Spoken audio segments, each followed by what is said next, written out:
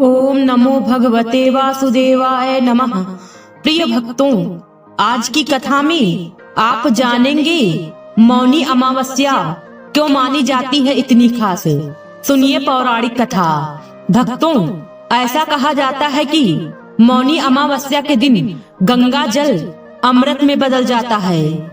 हिंदू धर्म शास्त्रों में अमावस्या तिथि बहुत ही विशेष मानी गई है। इसमें भी मौनी अमावस्या बहुत ही पावन मानी गई है। मौनी अमावस्या पर स्नान दान किया जाता है। मौनी अमावस्या पर मौन व्रत भी रखा जाता है। इस दिन साधु संत और अन्य लोग मौन व्रत भी रखते हैं। मौनी अमावस्या पर पितरों के लिए अनुष्ठान किया जाता है। जिन लोगों को अपने पितरों की मृत्यु की तिथि की जानकारी नहीं है, वह इस दिन अपने पितरों का पिंडदान कर सकते हैं।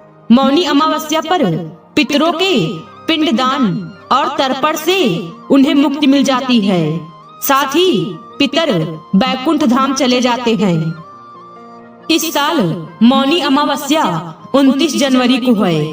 हालांकि हिंदू पंचांग के अनुसार इस साल मौनी अमावस्या की तिथि की शुरुआत 28 जनवरी की शाम 7:37 पर हो जाएगी।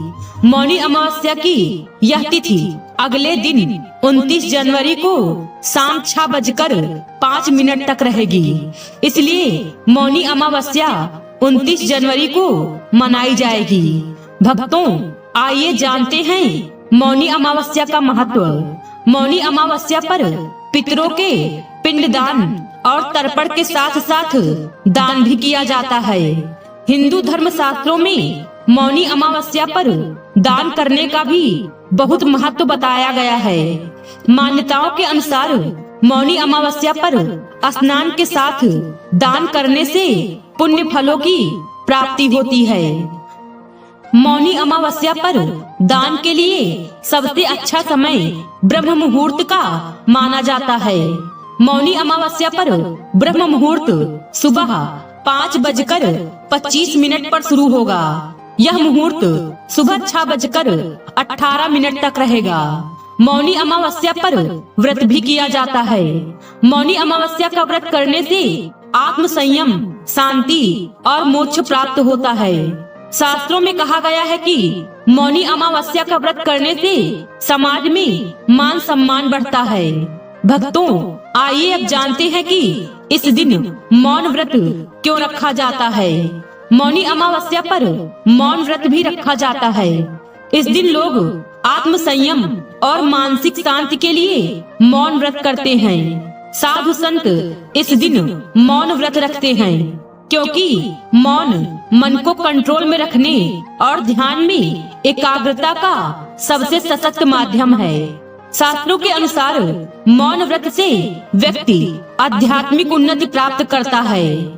इस साल की मौनी अमावस्या बहुत ही विशेष है। भगवान सूर्य इस समय मकर राशि में गोचर कर रहे हैं। वहीं 29 तारीख को चंद्रमा भी मकर राशि में गोचर करेंगे।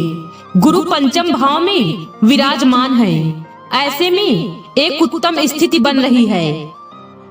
इस दिन सिद्धि योग का भी निर्माण हो रहा है। महाकुंभ में इस दिन अमृत स्नान किया जाएगा। इस वजह से इस साल की मौनी अमावस्या बहुत विशेष रहेगी।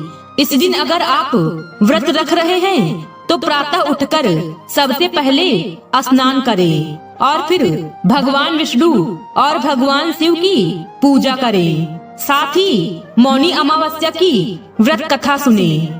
पौराणिक कथाओं के अनुसार मौनी अमावस्या के दिन मनु ऋषि का जन्म हुआ था। इस दिन मौन व्रत कर विधिवत रूप से श्री हरि भगवान विष्णु की पूजा अर्चना करने से मुनि पद की प्राप्ति होती है। सनातन धर्म में अमावस्या तिथि का विशेष महत्व है। शास्त्रों के अनुसार जब सूर्य और चंद्रमा के बीच का अंतर शून्य हो जाता है तो अमावस्या तिथि का योग बनता है।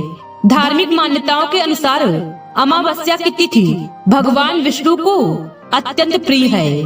मौनी अमावस्या पर मौन धारण कर स्नान करने का विधान है। इस दिन पीपल के पेड़ व भगवान विष्णु का विधिवत पूजन भी काफी महत्वपूर्ण माना जाता है। स्कंद पुराण में वर्णित एक कथा के अनुसार बिना व्रत कथा का पाठ किए अथवा श्रवण किए किसी भी व्रत को पूर्ण नहीं माना जाता। अगर आप मौनी अमावस्या के दिन व्रत रख रहे हैं तो इस व्रत कथा को जरूर सुने। भक्तों, आइए जानते हैं असंभव को भी संभव करने वाली मौनी अमावस्या व्रत की चमत्कारी कथा। इस मंगलकारी अद्भुत कथा का आनंद उठाएं और अंत तक हमारे साथ बने रहें। भक्तों, पौराणिक कथाओं के अनुसार कांचीपुरी में एक ब्राह्मण अपनी पत्नी धनवती, 7 बेटों और बेटी गुणवती के साथ रहा करता था। उस ब्राह्मण का नाम देवस्वामी था। देवस्वामी के 7 बेटों का विवाह हो गया, लेकिन बेटी गुणवती अभी भी कुंवारी थी। इसलिए देवस्वामी ने अपने बड़े बेटे को गुणवती के लिए सुयोग्य वर ढूंढने का कार्य सौंपा। इसी बीच एक दिन एक पंडित ने गुणवती की कुंडली देखी और बताया कि गुणवती की कुंडली में मौजूद दोष के कारण गुणवती विवाह के तुरंत बाद विधवा हो जाएगी। ऐसा सुनकर देवस्वामी के पैरों तले जमीन खिसक गई। घबराते हुए उसने पंडित जी से इस घोर संकट से बचने का उपाय पूछा। तब पंडित जी ने कहा कि सिंघल द्वीप में सोमा नाम की एक धोबिन रहती है। वह विष्णु जी की परम भक्त है।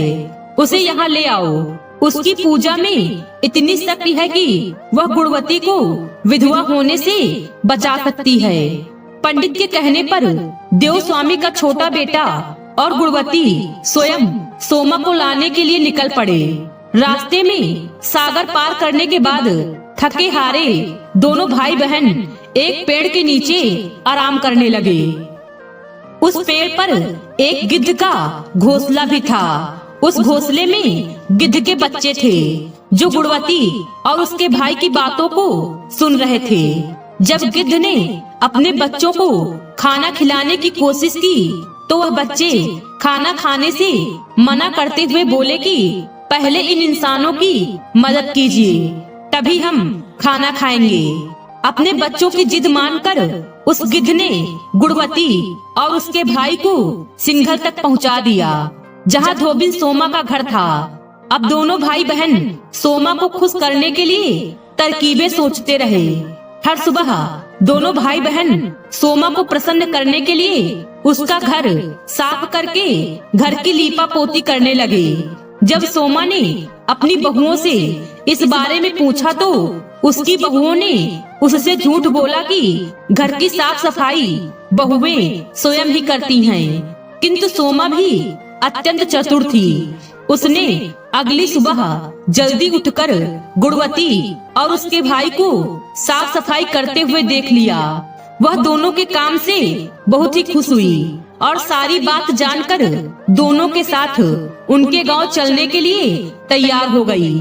चलते समय सोमा ने अपनी बहुओं से कहा कि मेरी अनुपस्थिति में यदि किसी का देहांत हो जाए तो उसका दाह संस्कार मत करना, बल्कि मेरे वापस आने की प्रतीक्षा करना। और फिर सोमा भाई बहन के साथ कांचीपुरी पहुंच गई। दूसरे दिन गुणवती के विवाह का कार्यक्रम तय हो गया। कुंडली दोष के अनुसार सप्तपदी होते ही गुणवती के पति का देहांत हो गया। सोमा ने तुरंत अपने संचित पुण्यों का फल गुणवती को प्रदान कर दिया, जिसके फल स्वरूप तुरंत ही उसका पति जीवित हो उठा। सोमा उन्हें आशीर्वाद देकर अपने घर चली आई।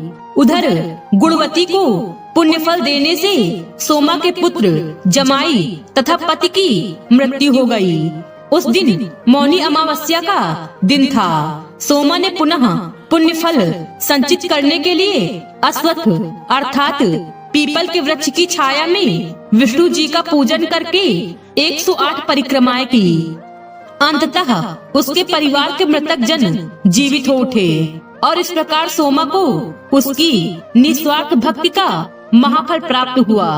इस प्रकार मौनी अमावस्या के दिन किसी पवित्र नदी में स्नान कर विधिवत भगवान विष्णु की पूजा अर्चना करने व पीपल के पेड़ की परिक्रमा करने से मनोवांछित फल की प्राप्ति होती है तथा परिवार के सदस्यों पर भगवान का आशीर्वाद सदैव बना रहता है।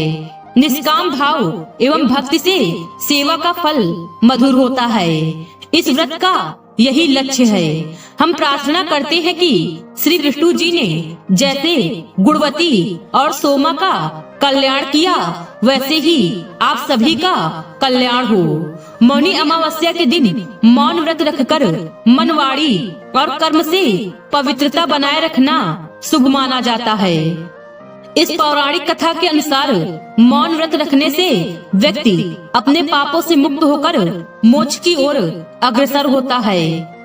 इस दिन गंगा स्नान और दान का विशेष महत्व है। भक्तों, आज की वीडियो में बस इतना ही। उम्मीद है वीडियो पसंद आई होगी।